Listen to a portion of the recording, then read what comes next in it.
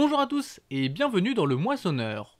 On ne peut pas dire que le mois de février fut passionnant, mais il aura au moins eu le mérite de lancer l'année pour de bon avec quelques nouvelles des sorties à venir. On voit ça tout de suite.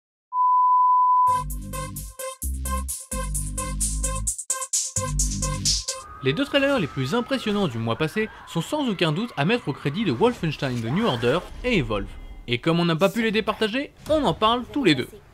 Pour Wolfenstein, on a eu le droit à des nazis qui détruisent des monuments américains sur une musique stylée avec des images magnifiques. Pour Evolve, on a vu une bande d'aliens se faire dégommer par tous les bouts sur une musique bien classe avec des images au ralenti. Deux vidéos à apprécier pour la beauté du montage et la force des images. Des images fortes, on en a eu en fin de mois avec The Order 1886 qui nous a fourni du gameplay. Et le moins que l'on puisse dire, c'est que c'est bluffant. La seule chose que l'on peut dire en voyant les images, c'est « je veux jouer à ce truc ».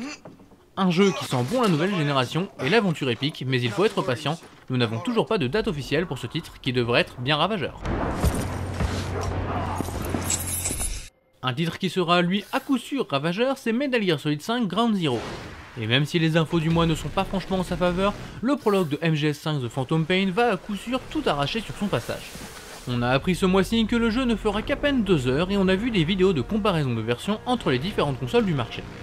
Force est de constater que même sur les vieilles consoles, ça envoie du bois, et tant pis si c'est un peu court, tant que c'est bien. Un autre héros venant du Japon a fait parler de lui, mais il est un peu plus bleu que Snake en fait.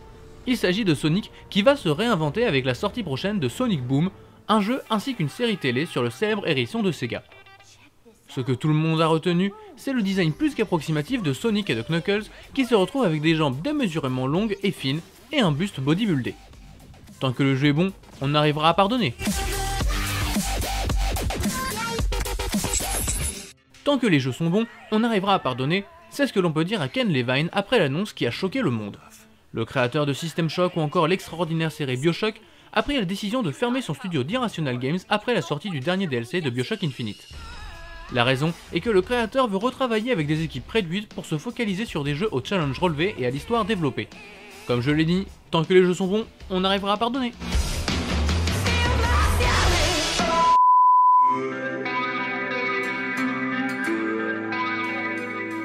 Février aura été marqué par les premières sorties intéressantes du côté jeux vidéo. On peut citer Thief, South Park le bâton de la vérité, la grande aventure Lego le jeu vidéo, Donkey Kong Country Tropical Freeze ou encore Final Fantasy XIII Lightning Returns dans les jeux aux titres plus longs les uns que les autres. Au cinéma, il y en a eu pour tous les goûts, mais surtout pour les bons goûts, avec entre autres Dans l'ombre de Marie, Un été à Osage County, The Grand Budapest Hotel ou encore Non-Stop pour les fans d'action. Notre coup de cœur jeu vidéo revient à Castlevania Lords of Shadow 2. Malgré les problèmes de développement, Mercury Steam a produit une conclusion épique à l'histoire de Dracula avec un gameplay toujours plus violent et sanglant, mais toujours aussi exigeant. Pour le cinéma, notre coup de cœur revient à la grande aventure Lego. Au milieu des beaux films ou des films d'action, ce film Lego nous propose une aventure faite de blagues bien ficelées et d'histoires bien racontées. Un vrai bon moment pour oublier ses soucis.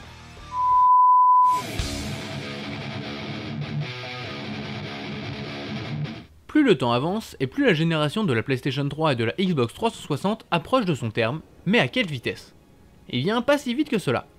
Quand on voit les sorties récentes des excellents Castlevania Lords of Shadow 2, Thief ou South Park le bâton de la vérité, on ne voit pas l'intérêt de passer à la nouvelle génération. Bien entendu, la situation va évoluer avec les arrivées prochaines d'Infamous Second Son, de The Order 1886 ou encore de Titanfall, des jeux résolument next-gen. Mais c'est encore un peu fait pour sauter le pas, et quand on voit les performances d'un Metal Gear Solid 5 Ground Zero sur la vieille génération, on se dit que même les développeurs n'ont pas tout à fait connaissance du potentiel de cette next-gen. Alors ne vous en faites pas, vous aurez encore de nouveaux jeux sur PS3 ou Xbox 360 jusqu'à la fin de l'année au moins.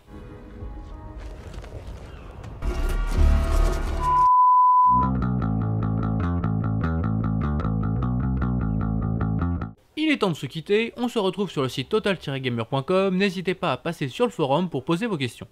Je vous invite aussi à venir faire un tour sur les pages YouTube et Dailymotion pour voir toutes les autres vidéos, ou encore à nous suivre sur Facebook et Twitter pour avoir les dernières infos en premier. Le choix de la vidéo finale fut cornélien, je vous invite donc à aller voir le trailer des Gardiens de la Galaxie ou encore Albert à l'Ouest, mais c'est sur le prochain Godzilla que je vais vous laisser. J'espère que vous avez apprécié cette émission, et je vous dis à la prochaine.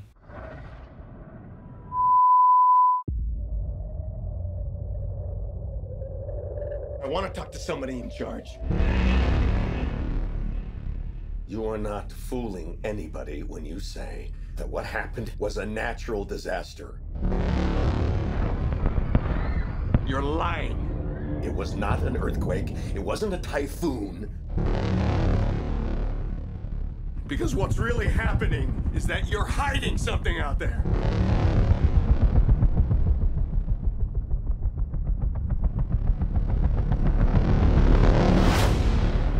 And it is going to send us back to the Stone Age.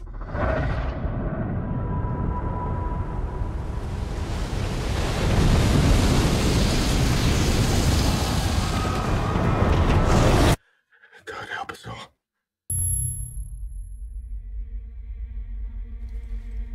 In 1954, we awakened something. Well, there's nuclear tests in the Pacific. Not tests. They were trying to kill it.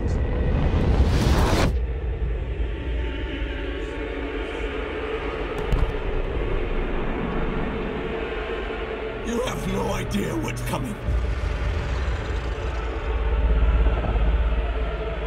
Can you kill him?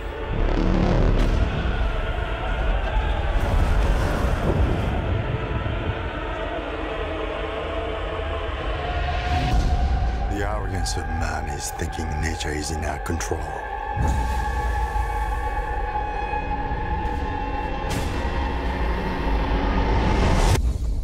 And not the other way around.